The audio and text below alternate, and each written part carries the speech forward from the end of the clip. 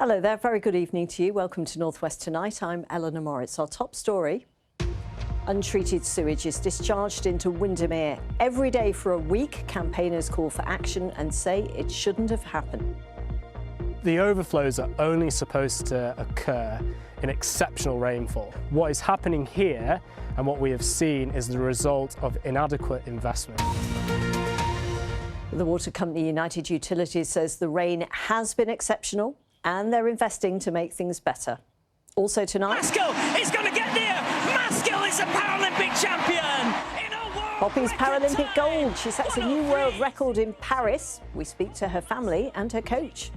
I was incredibly proud in a way I can't possibly explain. And I was so nervous beforehand. I was more nervous than she was. Big night in Blackpool as the lights are turned on. We're live with Scary Spice Girl Mel B. The Oasis story, the Liverpool brothers who set Noel and Liam on course for stardom. And what a beautiful way to end the week. Widespread blue skies and sunshine for most of us today, but the question is, can it last for the weekend? Join me later in the programme to find out.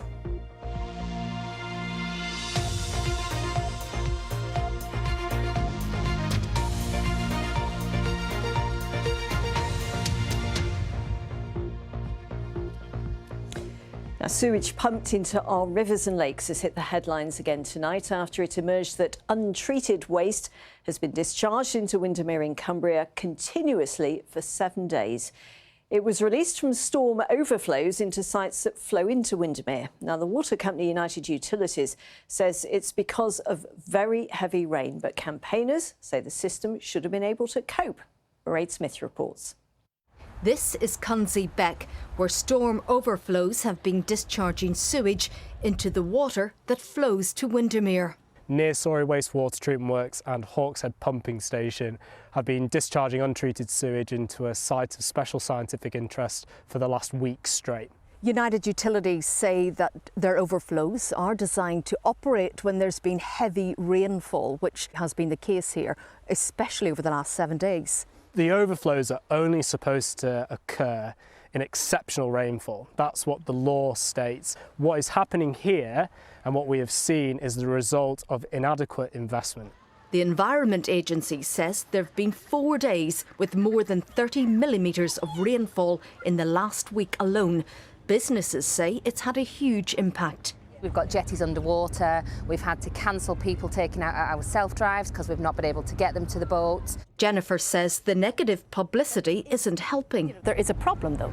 There is more to do and we are working to campaign to get more funding to do that, but yeah, the perception is far worse than the reality. The reality for the last week, though, has been a flow of sewage into a waterway around Windermere, and it's an issue that bill payers want sorted.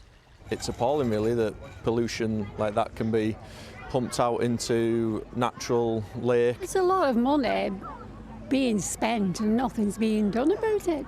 We're paying bills for water, etc., and they're not putting enough money in stopping this, and it's shocking.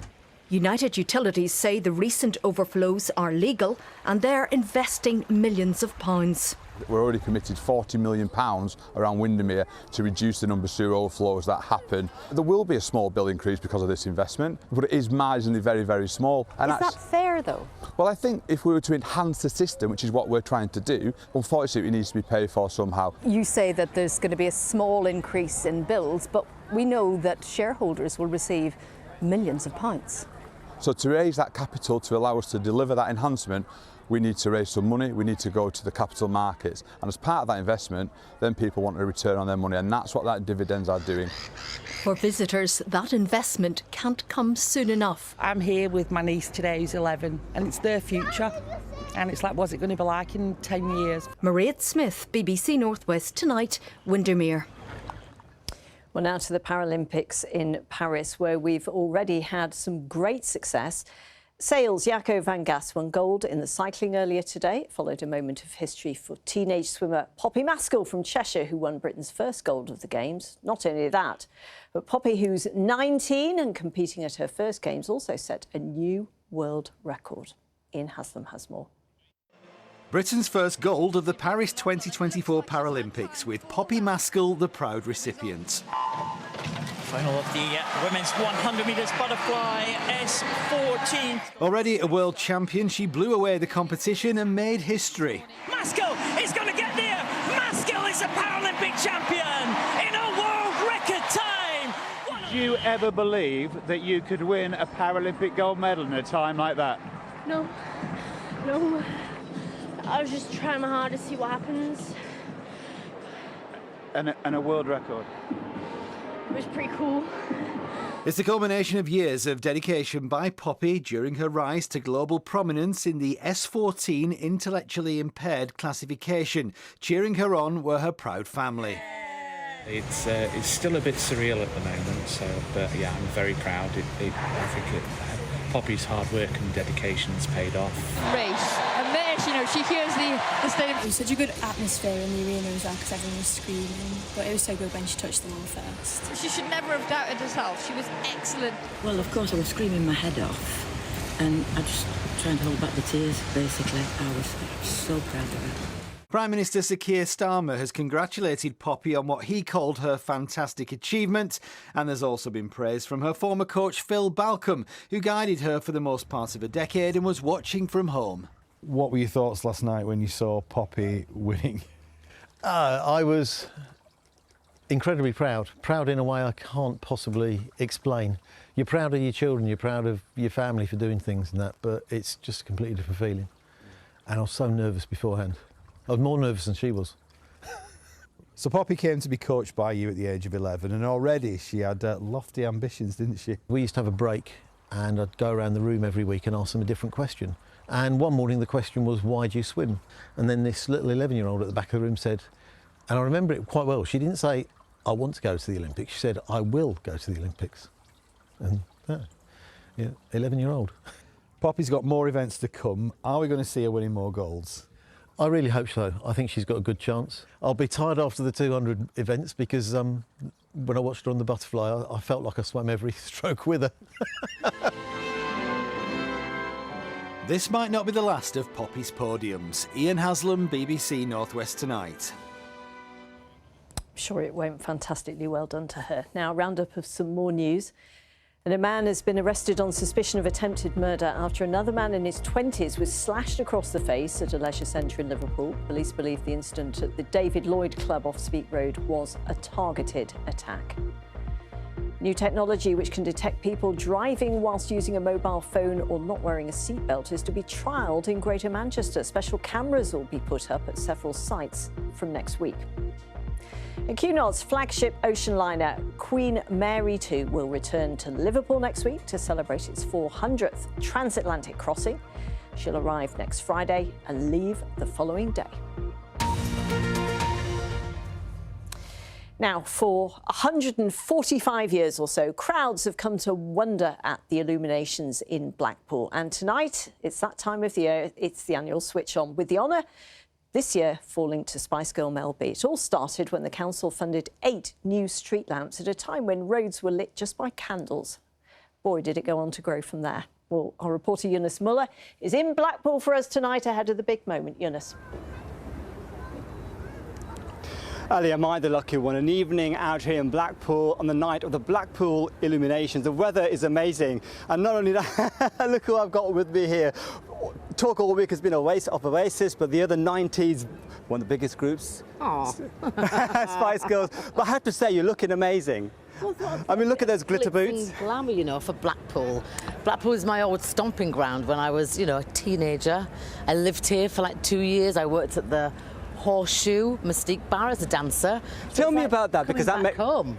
Tell me about that, because that makes it quite special for you to do the switch on tonight, doesn't it? I mean, for a start, I asked to turn on the Blackpool illumination lights because I have fond memories as a kid, you know, sitting in traffic for hours and just watching all the lights go on. So it's been quite privileged to actually be the one that got asked. I actually asked them and they said yes, and I get to turn them on tonight. So I'm very excited.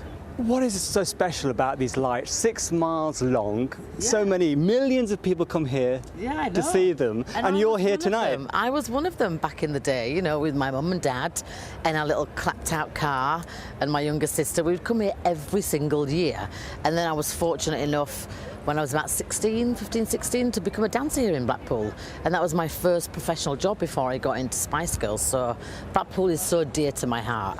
I love it. And we've got some special lights on this year, haven't we? Lawrence Llewellyn Bowen's got his donkey. You've got Ella Henderson performing. It's going to be a lot of fun. And the weather's been beautiful. There's been people out sunbathing. I mean, the beach is pretty empty right now, but earlier it was packed. And what a perfect, beautiful day for it. And there's so many people here already. Just before I was about to chat to you, I could just hear people saying, "It's Mel B from the Spice Girls, it's Mel B." That's funny. No, in theory, you were panicking because he's like, "No, what's you live?" I'm like, yes, it's exciting. Well, I was thinking I'm going to be left here on my own to talk about you, and you're not going to be here. I'm here. I'm right here, and I'm going to turn the lights on over there on the stage. I think there's going to be look, there's all people gathering already. Oh my God, there's such a big crowd already. How exciting! And this year it goes on till January. It's a long time. Until January 5th. So if you get stuck in traffic for too long, you can always come back. Okay, thanks. Well, I have to go, but thanks very much. Thank you. It wasn't so bad, was it? There you go. There you go. My moment with Mel B. Eunice, thank you. I think Eunice was a bit starstruck there. Now, to another celebration of our heritage, because 40 years ago this month, there was great excitement when the preserved remains of a man in his 20s were found at Peatland in Cheshire. Lindow Man, as he became known, was one of the most significant archaeological finds of the 1980s. Now plans are underway to restore the precious peatland near Wilmslow, where he lay. Katie Barnfield has that story. A glimpse into another age. It's 40 years this month since so-called Lindow Man was found in a Cheshire peat bog, still intact despite being 2,000 years old. He'd been fairly perfectly preserved, so we can see what his last meal was, we know how he died. Here at Lindow Moss, where he was discovered in 1984, an art trail has been installed, celebrating the discovery and the start of restoring this environment.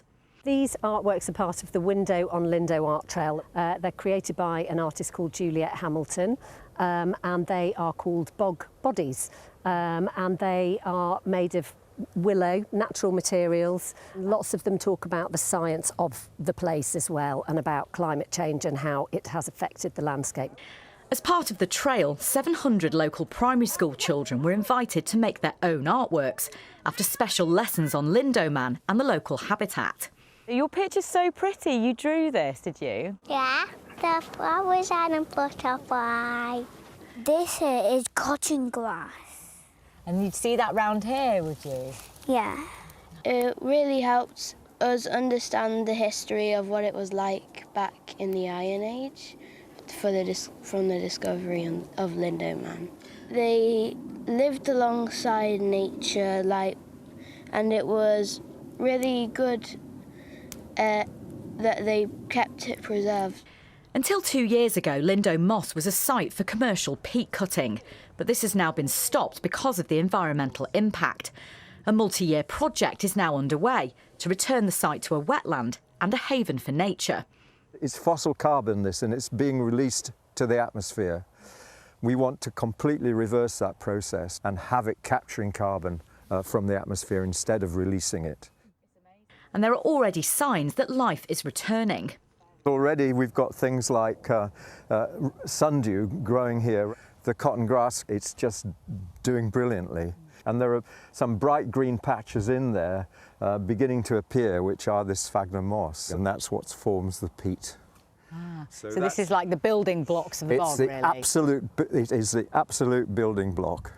The trail will run until October, but organisers hope that after it's gone, this will still be a place for people to enjoy. Katie Barnfield, BBC North West Tonight in Wilmslow. Fascinating. Now, it's been a big week, hasn't it, for Oasis fans, with what's been hailed as the biggest comeback in pop music history. How, though, did it all start? Well, alongside their famous Mancunian roots, there is a less well-known story about a pair of Liverpool brothers who set Noel and Liam Gallagher on the path to stardom. Andy Gill reports. Feeling like like a rolling stone. Liverpool banned The Real People in 1996. Like Oasis, a band powered by creative brothers. And The Real People weren't just a musical influence on Oasis. The songs were quite long and there was like 5 guitar solos in each song. They provided vital, practical support when the Gallaghers were starting out. At their studio in Birkenhead today, The Real People explained how they let Oasis use their Liverpool studio for rehearsals and recording, where they made the demo tape that helped to get them a record deal. The massive difference between the band that come into our studio and work with us for 3 months to what was then the cassettes was outstanding, you know, an amazing difference. It was with Liam's attitude and with Noel's songs, and that's what's come together, and that's what's made them. The Real People also helped write a couple of Oasis's early songs, and Tony sang backing on Supersonic. There was an out-of-court settlement over their contribution. This one is for the master plan, which I co-wrote a song called Rockin' Chair on. We've done a lot of co-writing with them at the time, but that was the one that I got a credit on. Is it fair to say that without Liverpool there'd be no Oasis? I wouldn't say that really, but Liverpool has been a major influence on them. You know, people basically took them as a Liverpool band until they started speaking. Liverpool venues were important for Oasis too. One here that used to be called the Crazy House is where they supported The Real People. Another important Liverpool venue early on for Oasis was Le Bateau. Le Bateau was where writer and DJ Kevin McManus first saw Oasis. They had a lot of fronts. They clearly thought they were going to be the biggest band in the world, but actually they played me some of the tracks and it was like, God, this is actually really, really good. So does he think Oasis owe a musical debt to Liverpool? They're very much steeped in Liverpool music tradition and admire lots of Liverpool musicians. And, you know, Liam's lad's called Lennon, isn't he? You can lay just as much claims to him as Manchester can. Oasis tickets go on general sale tomorrow. The Real People are on tour next month. Andy Gill, BBC North West Tonight, Liverpool. And good luck if you're trying for those tickets this weekend. Now, sport with Richard. The transfer window, Richard, about to close. Yeah. But first, we also have some rather mouth-watering matches to look forward to too this weekend. We do, Ellie, yeah. We've got the East Lancashire derby at Turf Moor tomorrow lunchtime, and then the small matter of Manchester United against Liverpool on Sunday. The first time, of course, that Liverpool's new boss, Arne Slot, will experience the intensity of a match between the two old rivals, with both managers very much aware of just how much it means to the fans. If you're starting to work at Liverpool, everybody knows, every player that comes in knows that, and every manager that comes in knows how important the game against United is.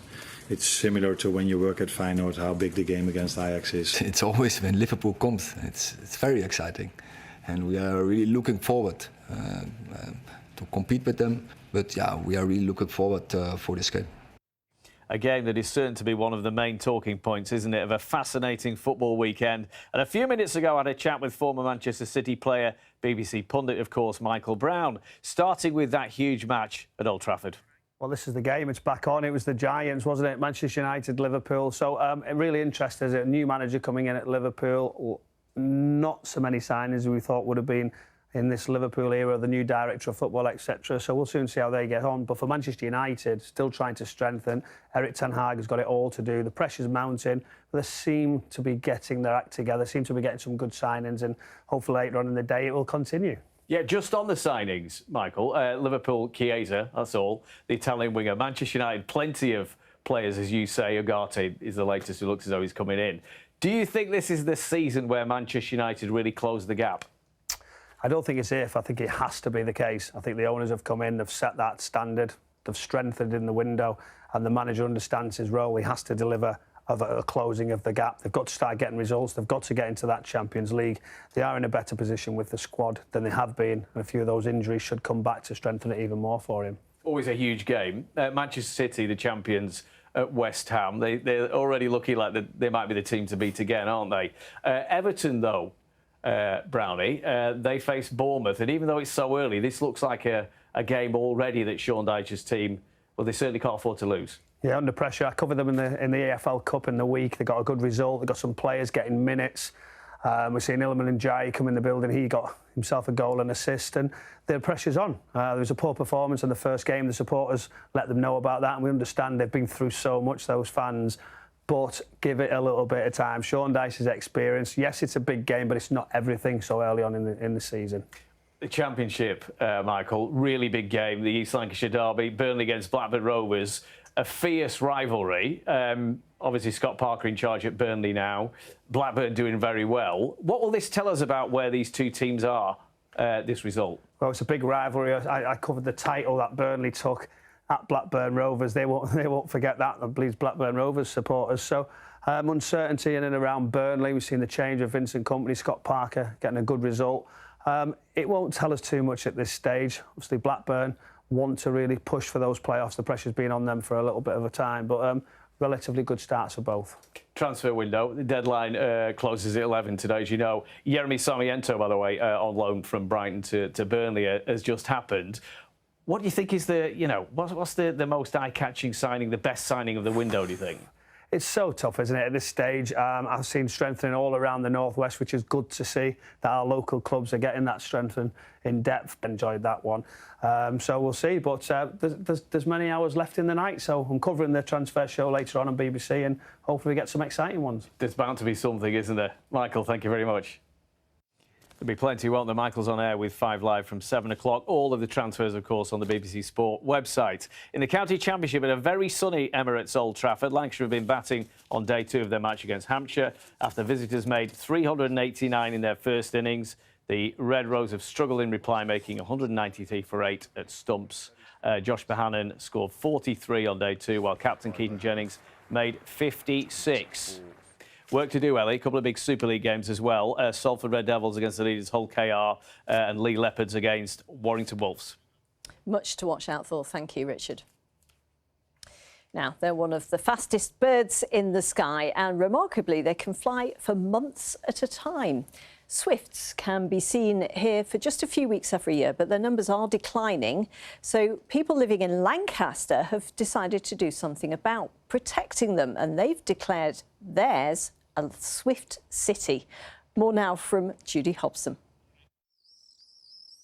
Swifts are one of our most treasured birds. They're also one of the most remarkable. They're only here for a few weeks of the year, and in Lancaster, they're making the most of them. We have 30 boxes on the one street here. Grasmere Road is officially a Swift street, now part of a Swift City. Everywhere you look, Swift boxes, in the hope the birds will have chicks here and boost their declining numbers. They're declining at an alarming rate. One of the main reasons is they traditionally nest under the eaves of houses, but people are now sealing off the eaves of their houses with soffits and fascias, and so they can't get into those spaces.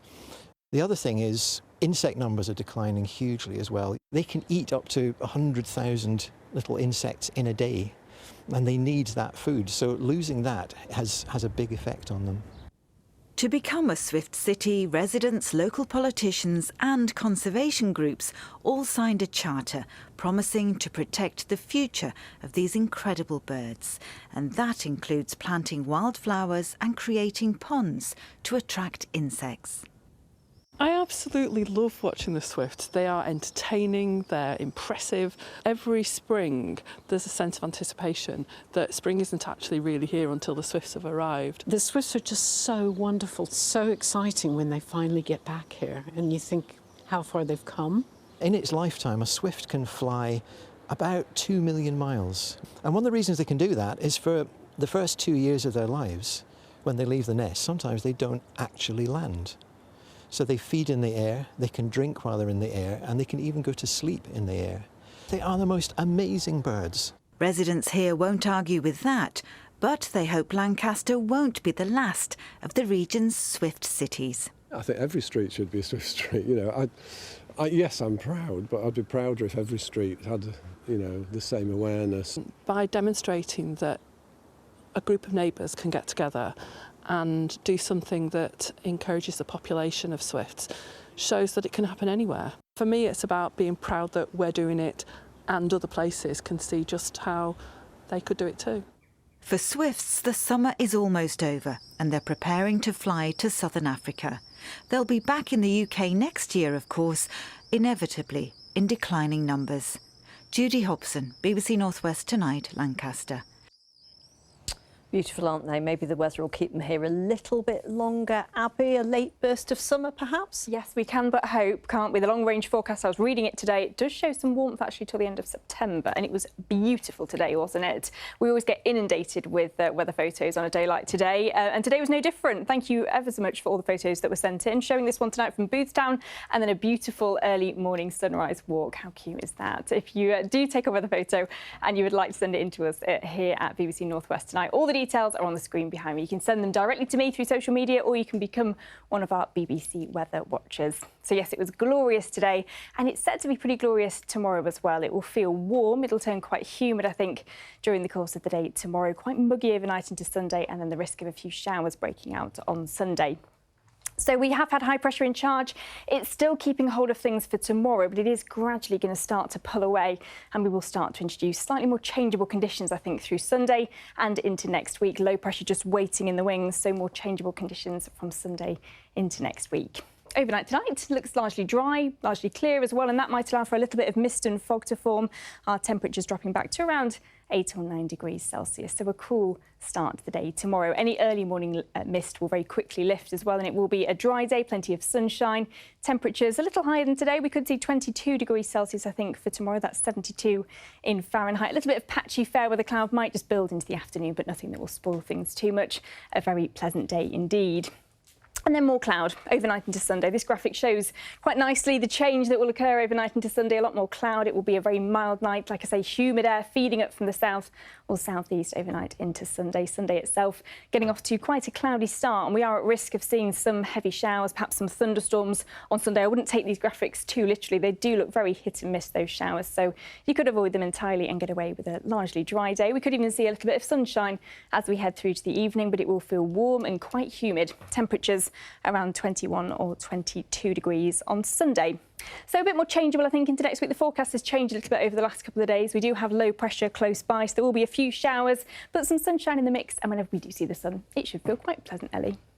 Abby, thank you. Those temperatures up, but I suspect people will be getting particularly hot around the collar trying for Oasis tickets tomorrow. Yes. Are you going to be joining the queue? I don't think I will. I'll just leave them all to it, I think. Well, there'll certainly be some alarms set in our house. Don't know about yours. If you're trying, good luck to you. Let us know how you get on.